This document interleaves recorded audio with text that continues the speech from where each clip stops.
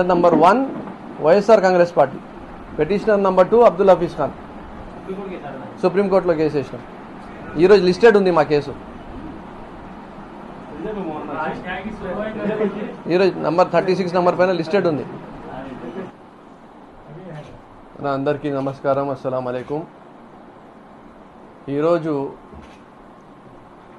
వక్ఫ్ చట్టం పైన ప్రతి ఒక్కరూ మాట్లాడుకోవడం జరుగుతుంది. వేలాది మంది బయటికి వచ్చి నిరసన తెలపడం జరుగుతుంది.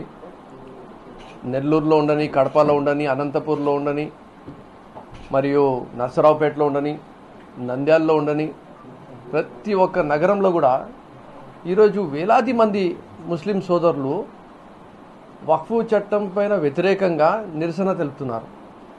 కానీ తెలుగుదేశం పార్టీలో ఉండే నాయకులకు మాత్రము మా మనోభావాలు అర్థం కావడం లేదు. ఈ చట్టం వల్ల ఎలాంటి నష్టం జరుగుతుంది అనేది అర్థం కావడం లేదు. మా వాళ్ళలో చదువుకున్న వాళ్ళు కానీ చదువు లేని వాళ్ళకి కానీ అర్థమైంది. కానీ ఎంతో నాలెడ్జ్ ఉంది 40 సంవత్సరాల చరిత్ర ఉంది అని చెప్పే పార్టీకి మాత్రము కొన్ని విషయాలు అర్థం కావడం లేదంటే నాకు చాలా ఆశ్చర్యకరంగా ఉంది. నిజంగా చెప్పాలంటే ఈ చట్టం తీసుకొని రావడం వల్ల ముస్లిం సమాజానికి మేలు జరుగుతుందా, నష్టం జరుగుతుందా? ఖచ్చితంగా దీనివల్ల నష్టం జరుగుతుంది అని ముస్లిం సమాజం నమ్ముతుంది. ఈ చట్టం ద్వారా అన్కాన్స్టిట్యూషనల్గా తీసుకొని వచ్చినారు అంటే రాజ్యాంగం ఏదైతే హక్కులు కల్పించిందో దానికి విరుద్ధంగా ఈ చట్టం తీసుకొని వచ్చినారు అని చెప్పి ప్రతి ఒక్కరూ నమ్ముతున్నారు.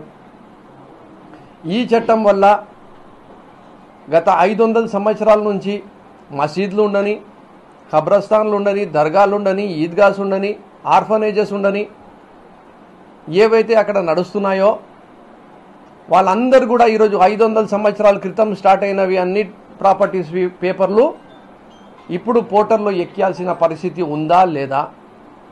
మళ్ళీ 500 సంవత్సరాల క్రితం ఉండే పేపర్లు ఈరోజు లేకుంటే ఆ ప్రాపర్టీలు అన్యక్రాంతమయ్యే పరిస్థితి ఉందా లేదా? వక్ఫ్ బై యూజర్ అనేది మీరు తీసేశారా, తీసేయలేదా?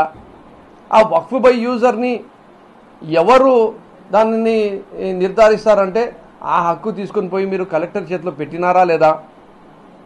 అంటే వక్ఫ్ బోర్డ్కి మీరు నిర్వీర్యం చేసినారా లేదా?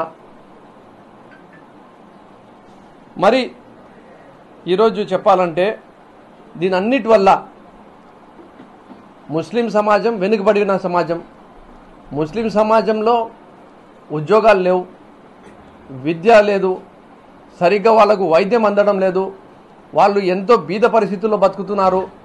కనీసం వాళ్ళకు ఒక మనశ్శాంతి ఏముండిందంటే మేము ధార్మికంగా మా ఆచరణల్ని మేము ప్రశాంతంగా డాక్టర్ బాబాసాహెబ్ అంబేద్కర్ గారు ఇచ్చిన రాజ్యాంగాన్ని బట్టి మేము చేసుకోగలుగుతున్నాము అని చెప్పి ఈరోజు ఒక మనశ్శాంతితో ఉండినారు. వాళ్ళకు ఉండేది ఒకటి మనశ్శాంతి, మేము మా ధర్మంని పాటించుకోగలుగుతున్నాము స్వేచ్ఛతో అని చెప్పి. ఆ స్వేచ్ఛని కూడా లేకుండా చేయడం కాదా ఈ యాక్ట్ వల్ల అని చెప్పి నేను సూటిగా అడుగుతున్నా.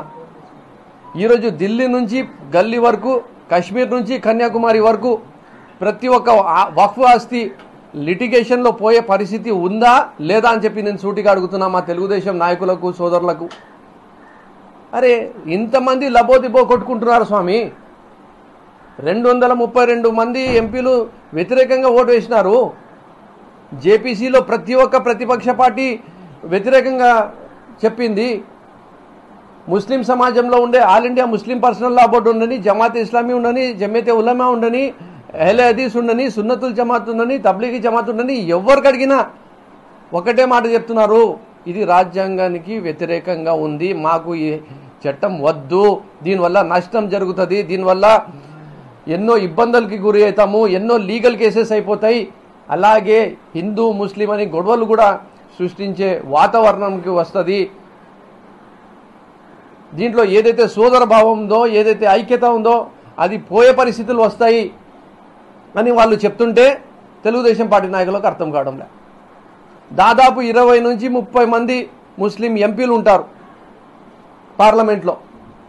ప్రతి ఒక్కరు కూడా లేచి ఏం చెప్పినారు, ఈ బిల్లు వల్ల నష్టం జరుగుతుంది, ఈ బిల్లు తీసుకొని రావద్దండి అని చెప్పడం జరిగింది. వాళ్ళు ఓటు దానికి విరుద్ధంగా వేయడం జరిగింది.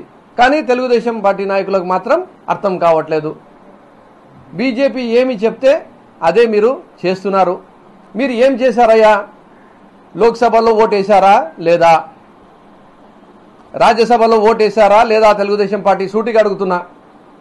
కానీ వాళ్ళ అబద్ధాలు ఎట్లా ఉంటాయంటే, మా ఫ్లోర్ లీడర్స్ మిథున్ రెడ్డి గారు ఉండని లోక్సభలో, రాజ్యసభలో వైవి సుబ్బారెడ్డి గారు ఉండని లేచి నిలబడి ఇది అన్కాన్స్టిట్యూషనల్ బిల్ ఉంది కాబట్టి, ఫండమెంటల్ రైట్స్ ఆఫ్ ద సిటిజన్స్కి వ్యతిరేకంగా ఉంది కాబట్టి మేము దీనికి ఓటు అగెయిన్స్ట్గా వేస్తున్నాము అని చెప్పడం జరిగింది. కానీ దుష్ప్రచారం ఎట్లా ఉంటుందంటే, తెలుగుదేశం పార్టీది ఓటు వేసింది వాళ్ళు, ఈరోజు ఎన్డీఏ కూటమిలో ఉండేది వాళ్ళు, ఈరోజు బీజేపీ పాలసీస్కి సహకరిస్తున్నది వాళ్ళు, ఈరోజు కేంద్రంలో ప్రభుత్వం నిలబడింది అంటే అది తెలుగుదేశం పార్టీ వల్ల అనేది అందరికీ తెలిసిన విషయమే. కానీ చెప్పేది ఏమి అంటే వైఎస్ఆర్ కాంగ్రెస్ పార్టీ పైన బురద వేసేయాలి.